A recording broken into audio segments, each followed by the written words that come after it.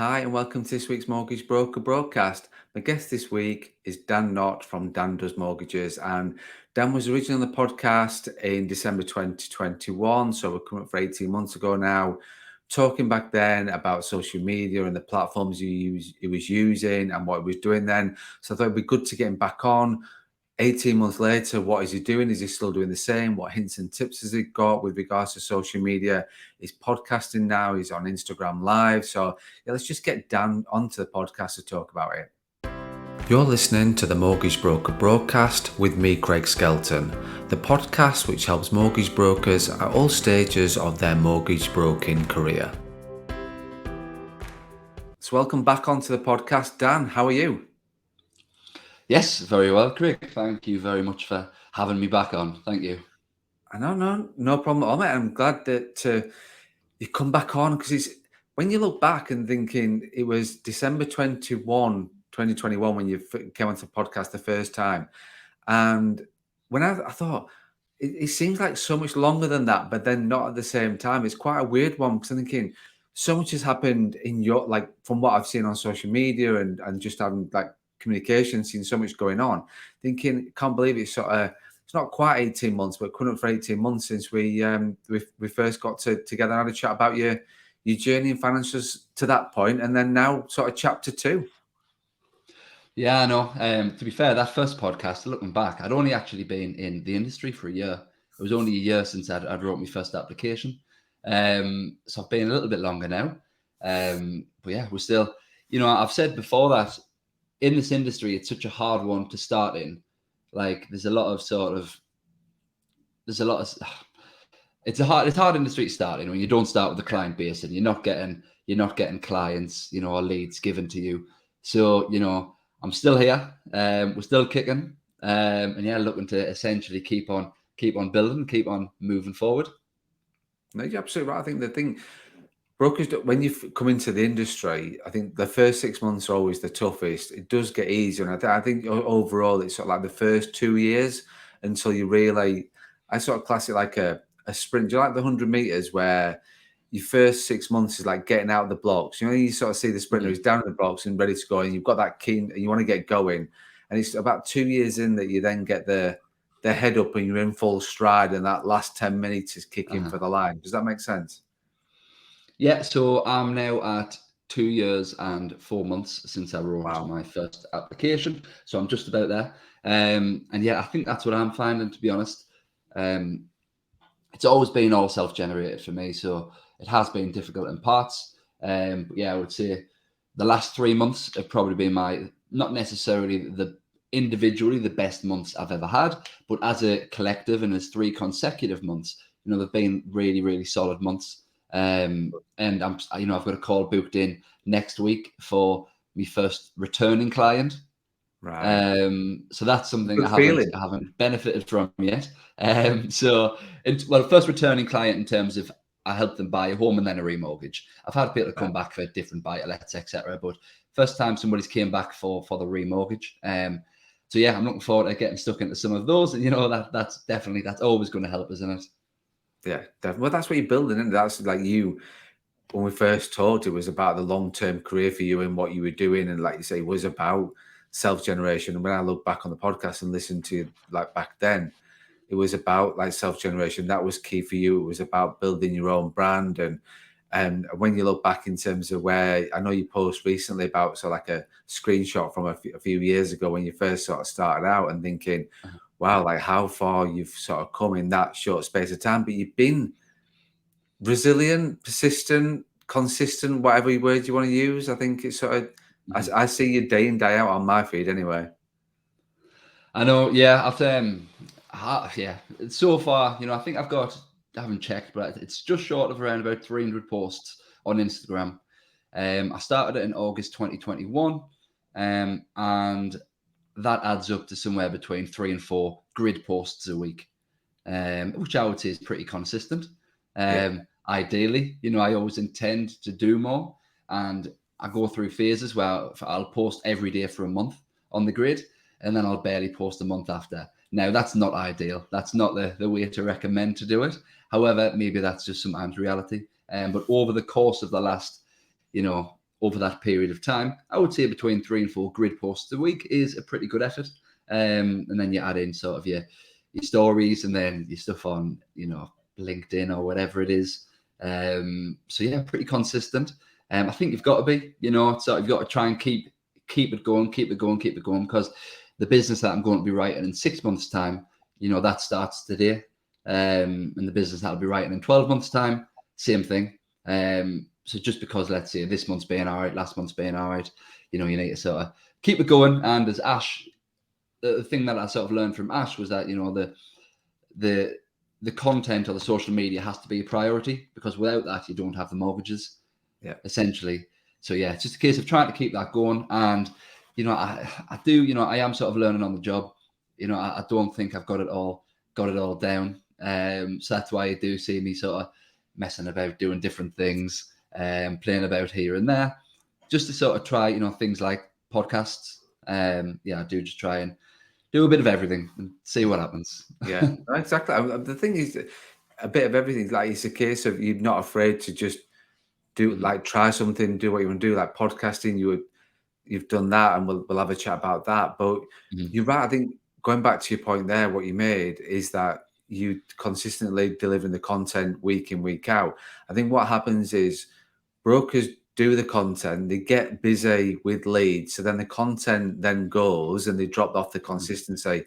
And then, like you say, what you're creating today is the leads in 6 months' time. And it's hard sometimes to understand that, but brokers need to understand that, because it is about what you're doing it's going to be what you're doing today is your income in 6 months' time, isn't it? So that's is the problem we've got is, and where you see the roller coaster with brokers is, they'll do loads on lead generation, get loads of leads, and then the lead generation will stop. Whereas, especially when you're self-employed, it's just about getting that consistent level of content out there to get that consistent level of leads. So well done on keeping that going, really.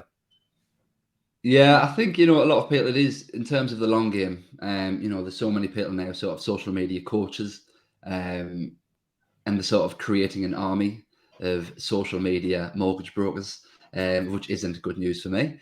But I always think reality is not everybody's going to stick to it long term.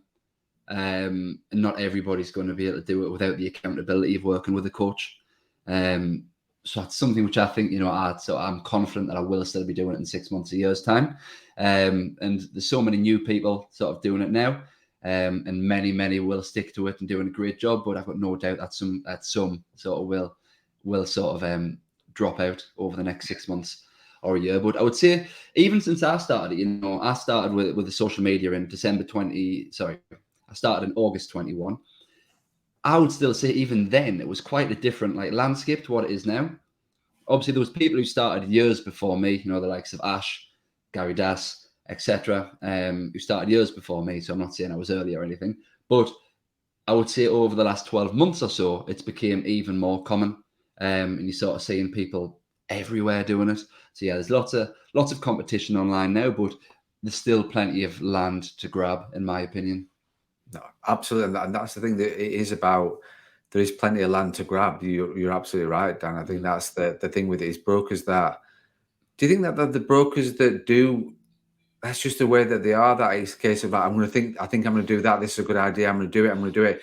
And then there's no they drop the first reel, story, short, whatever you want to call it, and then they don't get many views. They don't get any leads from it, and then they go, right, I'll do it again. And then all of a sudden, because they feel as though they're stuck in the mud, they then just go, do you know what, this is not working, and I'll move on to something else. It's just people don't have that persistency. Is that fair? Yeah, so I think so. So when I started, I remember explaining to my partner and also the people that I was working with that I've got a 6 months plan and I'm willing to do it for 6 months for nothing back. Because obviously it's not sort of you don't make a post and get something immediately back from it. And my plan at the start was always do 6 months and just expect nothing back for 6 months. If you get anything, that's a bonus. Even now, I think some people have a strange perception of content in social media. For example, I've been doing those Instagram lives recently. That's quite a new thing I've been doing. And people will say, so how's it going? What's the return on investment? And I'm like, there isn't one, but there never is. No. Do you know what I mean? Like, you never do anything and people go, I watched this specific video now I want to get a mortgage with you for X amount. That's not how it works. So yeah, you just got to be willing to put it out, and then eventually, people, if you put enough content out, I think there's a little bit of a inevitability about it. You know, somebody will want to hopefully use you for a mortgage. No, you're absolutely right. Like if you put enough content out there, you're going to hit somebody at the right time. It's sort of it's like Chris Target was on the podcast not so long ago, and he was just, he talked about throwing darts. At some stage, you will hit the bullseye, but you just got to throw loads of darts. You just got to be consistently throwing the darts, and that's the analogy that he learned from someone else and he uses. And I think that's the case. It's about being just consistent and not looking at it from a numbers point of view. And I get that because it's the same with I get asked the same. You get asked that question. I get the same about the podcast. You're like, well, what's your return on investment on the podcast? What is it? And for me, like, you never know. People reach out. I work with people on the back of the podcast. I help and support people. And also, it's those people also as well that reach out and just I don't work with or are not involved with. And they just message out saying, thank you. Oh, I don't know. And then when they reach out to you, that's the motivation drive for me is sort of, they took the time out to say thank you when they didn't need to on the back of helping the journey. And you never know when they will become a client, they'll never know when they will work with you. And they may never work with you, but it's just about being consistently out there, doing what you're doing. And obviously from your point of view, you're doing what you're doing. From my point of view, I'm doing what I'm doing. It's just you can't see it as a numbers thing. You've just got to go, do you know what? People will listen, people won't. And I've built up a consistent number of downloads on the podcast now. I only know that because I get the figure emailed every single week. Does it drive me on to do more? It does, but then am I ever bothered about it? No, I don't. If I'm helping one, then I'm helping one person. That's the important part for me. Yeah, I think with content and just building relationships, it's all just little investments. It's all just little £5 investments that you're making. You know, not one single investment is going to make you a millionaire, but if you do enough £5 investments consistently enough, you know, there should be a positive outcome at the end of it somewhere down the line. That's sort of the way I like to see it. Even doing this, you know, let's just use this as an example. You know, what is the direct benefit for me of doing this in terms of business? Direct. There probably isn't a direct, obvious answer, but it's just a little investment. It's relationship building. It's extra exposure. Who may watch it? Don't know. Do you know what I mean? It's just, you know, you make enough little investments, whether it's content, relationships, and then at the end of it, you should have a nice little pot there, hopefully. Definitely, and you will. And it's just the thing you're building is that people will go back to, because we've gone straight into this podcast. We're what, 13 minutes in, 14 minutes in, and we've not even done your introduction. We've just gone straight in with no agenda and done that. But people will listen back to the previous podcast which you were on, and then sort of go through that journey with you. So listen to where you were then, and then listen to where you are now, and whether that's another broker or that's just somebody that's interested in terms of what you're doing. That you never know whether that could be a client or somebody you will work with in the future. It's always there. It will always be evergreen content for people to listen to and download, and that's what you get. It's like you'll have the same thing if somebody then connects with you and they'll download your whole content. They'll go back, probably not over all the 300 or so posts you've got on Insta, but they will certainly go back and look at what you've done and try and understand your journey from where you've sort of started to where you are right now. So in terms of what was obviously consistent with the reels and the social and those kind of posts and the stories that I've seen for a number of years now. What was it with regards to the live? What was the trigger with the Instagram live to think, do you know what, I'm going to give that one a go? So the thought process behind it. So the thought process behind it is that I do it with a guest. It's an Instagram live with a guest. Now, due to my Instagram, I have made a little bit of effort in terms of building relationships with the financial influencers who you'll see on Instagram. Yeah.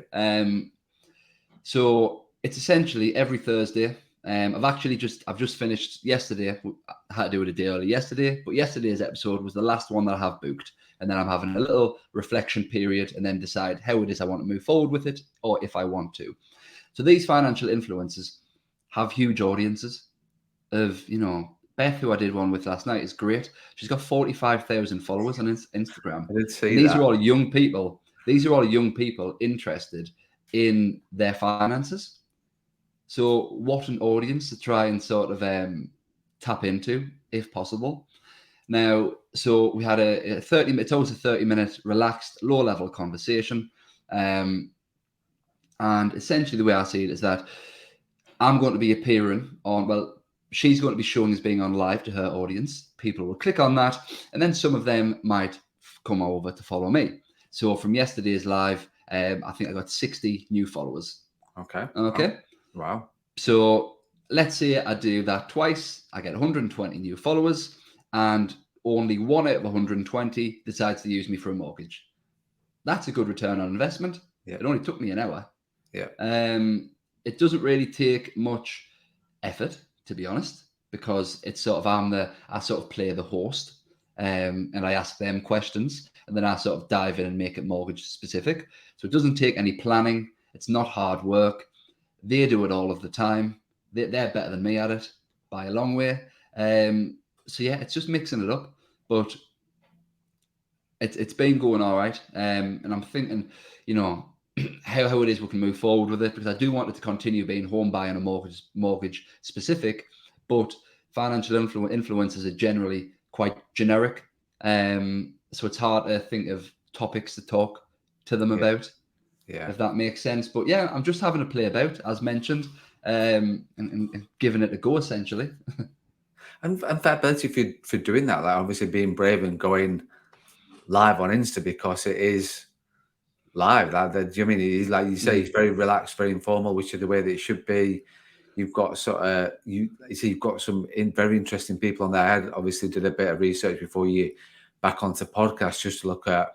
I've seen what you're doing recently. I just wanted to delve in a bit more and look at the guests you had on and stuff like that. And yeah, like you say, you get these certainly some of the interesting guests that you're talking to about, which is away from the norm of mortgage brokers and just having a slightly different slant on things, shall we say, than what mortgage brokers would, or doing a client specific one, so more about from a mortgage point of view. And do you enjoy being the host? Because I think it's more difficult being the host than it is being the guest.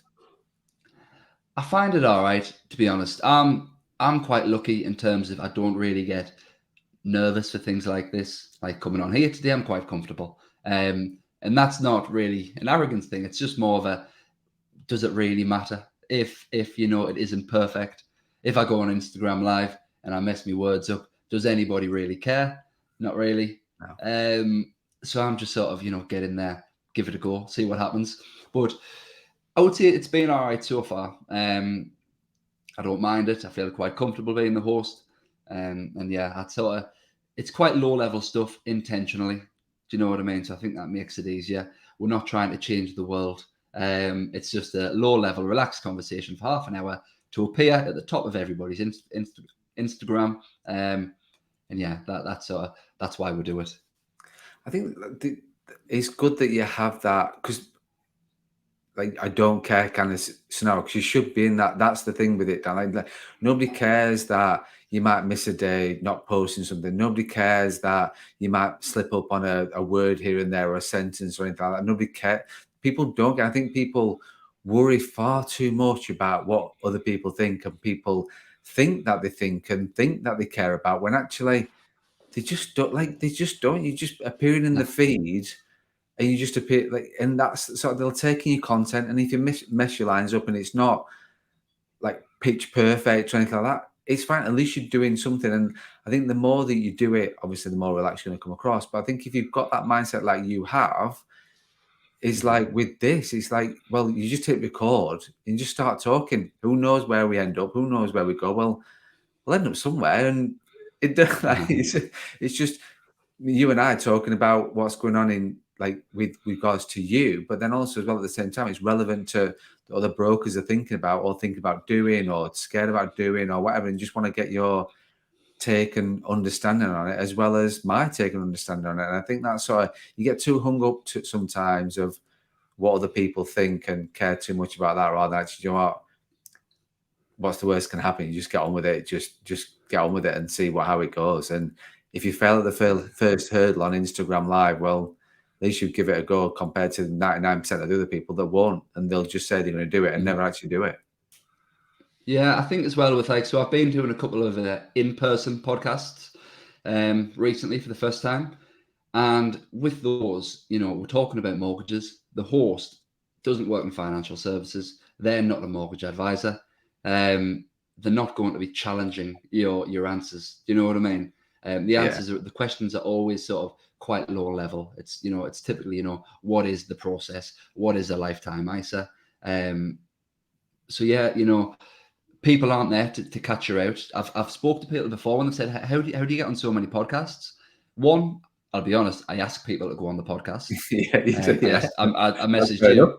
Yeah, that's fine. Do you know what I mean? Yeah. I message people. I say, let me jump on your podcast. I've done this, this, and this, and people say, yeah, cool, because people want guests. Yeah. Do you know what I mean? They do. And then typically what I do is I then message and I say, can you give me a brief idea of what the questions are going to be about? Because sometimes people will ask sort of awkward questions in terms of they don't really make sense in terms of mortgages and it's hard to answer. So can you just give me a brief idea of the topics that you want to touch on? Make sure they're not going to ask anything mental. And then you're fine. Funny you should say that. I've got a list of no, I haven't got a list of questions, mental questions for you. Right? No, I think you, like you say, it's a case of, well, you've gone out there. You asked me, like, you obviously was a guest before, and I'm not sure how that came about. Whether I actually invited you on, but you're right. Podcast hosts want guests. They want people who they've maybe seen on social media, or people sharing their experiences, listening to what they went through, the challenges they go through, how they've achieved what they've achieved or not, or how they failed, or whatever the case may be. But you just reach out and just go, yeah, can I come back in podcast, Craig? Yeah, fine. Yeah, it's fine. And there's no agenda, and I won't hit you with any stupid mental questions, but it's going to be relevant to the people that are mortgage brokers it's geared to anyway in the first place. So absolutely. We haven't even talked about hiking yet, because I noticed recently about your hiking, loving the hiking in the Lake District and being up Scarfell Pike. So yeah, we haven't talked about that yet. I haven't actually done it. So I used to do a lot more of it. I haven't actually done any this year yet. Well, actually, we've got the we're doing the Yorkshire Three Peaks. I've done that before. Have you done that? Yeah, I've done that twice. Yeah, yep, done that twice. Yeah, So yeah, but I just when love. Is that? You can give that a bit camping. of a plug. When is that coming up? Is that June time? It's June-ish. We haven't got a set date, but we're sort of, we're getting our attendees list. The definites and the maybes. But yeah, we're looking to do that this summer. But yeah, I just love going to the lakes. I know I did do a post on it. I love camping in the lakes. That's probably my favorite thing to do. And that post, which I put on LinkedIn, it was the first time I did Scarfell Pike in the winter. It was incredibly stupid, to be honest. It was minus 15 degrees at the top. Give you feedback. I look stupid, yeah. And I live like that's where I live. So I love going up that, doing the Wainwrights and everything else. But yeah, that looked pretty stupid, to be fair. Yeah, it was minus 15 at the top. You could not see 2 meters in front of you. But we drove all the way there, so we thought it'll be all right. A bit like podcasting, it'll be all right. What's the worst? We've done it enough that we knew, if we walk in this generic direction, don't do anything stupid. Don't walk away from each other. We'll be all right. And it was. So no mountain rescue on call then at that point? No, I don't think they would have been able to find us. Do you think that's, because I know we're digressing a little bit about it, but do you think that helps with sort of dealing with the day-to-day challenges of being a mortgage broker and life just in general, of getting out? And is that what motivates you to get up on top of the fells and top of the mountains and top of up there? I just love the outdoors. I do. I've just booked up to take my little boy, who's now 19 months, taking him camping for the first time in July. Wow. So yeah, I just love it. I love being outdoors. This morning, I've spent pretty much the morning at the park with my little boy. So yeah, typically when I do finish work, if I can, it's straight out, get some fresh air, especially since it seems to be getting a little bit nicer up in the northeast. Yeah, so it certainly is. Like I say, at least it is getting better. But you've done it in the Mhm. worst, so like that snow and that picture that up at Scarfell Pike did look pretty cold, and I think you can sort of see how cold Uh, that is. So definitely, definitely. What yeah, else is I've did good it in the on? sunshine many a times, and I've had plenty of sunburn from it as well. But I think that it just helps you to sort of to like reset your mind really and get up there and just think, you know Mhm. what, you can't. When you like, particularly when you go to somewhere like Scarfell Pike, you can't focus on anything else apart from, especially with -15 and in foots of snow like you did it. You can't think about work and think about client situations. Of like you're just No. thinking, what am I going to do about getting myself out of this situation? Never mind anything else, Uh-huh. which just helps with because when you're a self-employed mortgage broker and a business owner, you're thinking about working your clients pretty constant. You're pretty constant in terms Mhm. of in your mind, aren't you? Whenever you sort of try and switch off it, there's always that client, always that case, always that thing in your mind Mhm. thinking, "Oh, it's just there. I can't get rid of it." So I think doing something like that will help with being able to switch off. Is that fair to say? Yeah, so that and mainly the gym. You know, that helps because, for the hour in the gym when, you're either under a weight, trying to pick a weight up, or you can barely breathe, whatever you're doing. You haven't got time to think about this because yeah, I am like that in terms of I really do struggle to stop thinking about it. There's always I'm always thinking about what I can do in terms of social media, who I can connect with, who I can try and build a relationship with, um, which is great. But yeah, I do struggle. Quite often I'll be lying in bed, I'll be trying to get asleep for 15 minutes, and then something will pop in my head, and I've got to write it on my phone, Yeah. which isn't great, but it is what it is.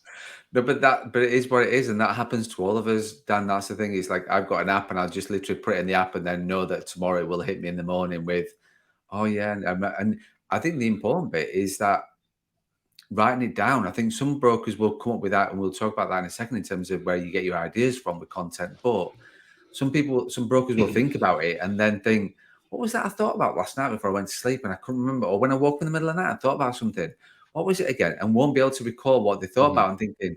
And so they don't write it down. There's no sort of journal, there's no phone, there's no nothing to think. Do you know what? They'll just roll over and then try and get back to sleep. So which is right. Like, and I'm really a big believer in if you've got that spark, get it written down. Get it written down. You might not think you Mhm. remember it, but just get it written down so you will definitely remember it. So, but where what the things that brokers when they're first starting out struggle with is like content. What do I talk about? What do I say? What do I?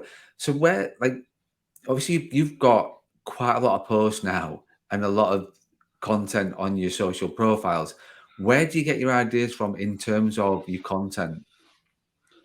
I would say I wrote out the first 6 months of posts, let's say 4 posts a week. They were all essentially fresh ideas, and ever since then, I just reuse them. I might record them again, but it's just the same topic. It's not always something new. You just sort of reshaping it. Posting it in a different way. Or sometimes I literally have just posted the exact same video once again. So, I think once if you can write out 6 months worth of content for, different ideas 4 days a week, then that should pretty much do you. Mhm. And then after that, you can just, reshape it, come at something from a different angle. But everything that you need should just about be there, in my opinion. No, no, you should, and it is like you don't need to reinvent the wheel. You don't need to obviously you can rebrand it and make it look a bit different. But if you've got I'm sort of working out thinking if you've got 4 a week, 6 months, that's 100 topic. Like that's like I said, just roughly Mhm. speaking, 100 topics to talk about, then and it's evergreen stuff in it. Like Mhm. mortgages is evergreen. It's not going to be the world's not going to change overnight in terms of things you generic stuff you're going to talk about from a content point of view. So if you can get those topics, get 100 written down, and then start there, then you're not even going to have to worry again about new stuff. You can just, like you say, just re-record it. Mhm. Yeah, topics like, let's say, a lifetime ISA. There's always going to be first time buyers who want to know about a lifetime ISA. So you wouldn't just post about it once and then think, oh, I can't talk about that again. That's a bit boring. Just keep posting it. Do you know what I Yeah. mean? There's going to be new people who either are thinking about getting one, have just got one. I want to know what the pros and the cons are. So, you know, the amount of posts I've probably done on a lifetime ISA, I've probably done 20 posts on it. But the thing is that with that is people will you know that you've got 60. You talked there about you've got 60 new followers. Those 60 new followers haven't seen your post about unless they go back, which people won't necessarily do on Insta kind of thing, and go back over the shorts and the stories and stuff like that. Obviously, they can't have a story, but like your short stuff, then it's they're going to sort of you're going to get in their face, and they think it's new because you're posting it today, but actually you posted about something the similar sort of thing 3 months ago. Well, they're not going to be like people aren't going to be bothered about that. You just think, well, no, I don't need to like talk something fresh and new every single day. Kind of thing. It's just like, well, it's just a different take on it. And the world does change a little bit in the world of mortgages. So obviously, you might have talked about something, a particular topic 3 months ago, but things might have changed a little bit now, and or something different might have come out, or it's just having those topics. I think, like you say, that having that topics of the fundamental to be able to then think, oh yeah, I'll talk about that, or redo that one, or rebrand that one, kind of thing. Yeah, so that's essentially what I do, and it's got me this far, and I'm still leeching off that first 6 months, pretty much. No, nothing wrong with that, Dan. Nothing wrong with that at all. At all. So in terms of, we've obviously caught up after the last 18 months since we first spoke. What's from a business point of view, we talked about your social media, we talked about your podcasting. Obviously, you're doing a few bits in there, a few bits. I'm being joking in terms of press stuff as well. So you've been on various things in terms of highlighting your profile in the national press as well. How's that going? Yeah, so I focused on that for around about a month just to have a play about with it, and it's surprisingly easy to end up in the Sun or the Express, if you just speak to the right people. Yeah. So, you know, so that's, I haven't really looked into it for a little while. It's all just, you know, just because you're in the newspaper, you're not suddenly getting loads of people wanting to use you for a mortgage because the newspaper doesn't have a direct link to my Calendly, unfortunately. But it's authority building. Yeah, I wish it did. But it's authority building at the end of the day. You know, if you're in the Daily Express, if you're in the you know, whatever else, the Telegraph, whatever it might be, it's authority building. Again, it's nothing major. People aren't going to, you know, you're not going to have flocks of home buyers at your feet because you've been in the paper. But it's a little investment into your personal brand, into your profile, whatever it might be. Absolutely, and I think, like I say, it doesn't. Again, it's all the thing you're doing it for is not for followers. You're not going to think, oh, I'm going to get a lead from doing that. It's just getting your content brand out there, because you never know when people will, if they see you enough, they would just know that actually, why wouldn't I be reaching out to Dan? Now is the time that I need to do it, and there he is in my feed. Well, it's the times now, and you've hit that bullseye with them at that particular time. So it is just about, and like I said, I think it's not difficult, is it, to get yourself into that kind of thing? If you're talking about in terms of getting in the press and stuff like that, there's ways and means and channels now to be able to do that as a mortgage broker. Well, I'll just tell you how I did it. I literally inboxed or messaged every financial journalist that I could. 90% ignored me. 8% told me no, and then 2%, yeah, cool, I'll give you a call and put you in the paper. All right. You don't get if you don't ask, Dan, and that's the thing with Exactly. you. Exactly. I think there's a pride thing around it as well. I think some people would think, oh well, if you haven't asked people, but again, you know, I don't really care. You know, I'm doing it for me. So yeah, no shame. No, it's not.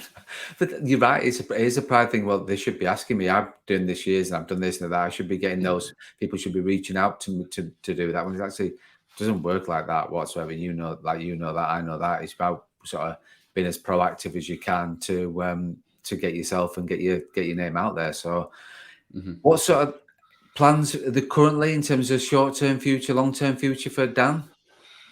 Yeah, so at the moment, so I've recently started working with an estate agent for the first time. So I've got quite a good relationship with an estate agent. That was sort of in the works for around about a year, but we managed to get that set up at the start of this year. Okay. It's a good relationship. I know Ash did a post on estate agents recently. So yeah, it's a good relationship, and it'd be right for both of us. I've spoke to estate agents in the past, and it's sort of been, I've ended up saying no, it's not going to be for me. But yeah, this hopefully, could be a long-term positive relationship. In addition to that, I'm currently getting a little bit of branding work done. I sort of want to double down on the Dander's Mortgages personal brand. With my goals long term, I genuinely don't want to run a big brokerage at any point in the future. I don't want to have 20 staff. That's not a goal for me, and it genuinely isn't. If I could earn a good wage with just me, maybe an admin, maybe somebody helping a little bit with the marketing, that would be great. But I've got no plans to sort of scale to a much wider business. So yeah, I am going to double down on the Dander's Mortgages, because the figure always is, should a brand have your personal name in? How scalable is that if it does? But yeah, I'm just going to stick with it, and I just want sort of colours that are associated to my brand, fonts, and I just want to make the brand a little bit stronger. I don't think that's sort of a major thing when you're starting out, but there's just been a few times over the last few months or so where I thought I wish I did have more colours, fonts, if it was a little bit more recognizable. So yeah, that's what's going on at the moment. Excellent, exciting stuff though. And I think what your plans and your growth and what that looks like is right for you. I think these amazing brokers that I work with that don't want to own a firm, don't ever want to grow that kind of way. Like they would never in a million years want to do that. And that's cool. And that's good for you. Like if that's what you want to do, then that's right for you. It's like it's what your growth looks like and what your goals look like. That's the important bit, not what I like about you, Dan, is that like it's not just, well, that should happen next. Like, well, now there's you, and then you get another broker, and then you get another broker, and get another. It's not like, well, it doesn't have to be that way. It can be, like you say, if you're looking at your business sideways kind of thing from a more things going on, then absolutely. But like you say, and you've got plenty of other things to worry about, like you say, with your brand and as well, like colours is important, as people say. So plenty for you to worry about. That's the main thing. Yeah. So I sort of want to just keep sort of doing a little bit better. So this year I want to beat last year, and then next year I want to beat this year. It's sort of over December and January, they were terrible months for me, to be honest. Pretty much I didn't really do a lot of business at all. But what was good about that was I wasn't that stressed about it. I had enough confidence that it would come back around, and it did. So that was sort of a change from maybe the year previous to that, whereas I would have been thinking, oh no, what's happening? It's all over. But that wasn't the case. Yeah, but that wasn't the case. This Christmas, I had enough faith that it would come back around, and it has the last few months. To touch on that as well, in the industry, any new advisors that maybe watch this, there's a lot of rubbish, I would say, and there is. There is. And I agree. you see, there is absolutely. You see posts like there was in sort of an advisor page. There was a post in January, somebody saying, I haven't written any business this month. I'm really worried about it. How's everybody getting on? And there was just hordes of advisors writing, I've wrote 100K this month. I've wrote 50 applications, best month ever. And I was thinking, oh no, man, why? There's no context behind any of that.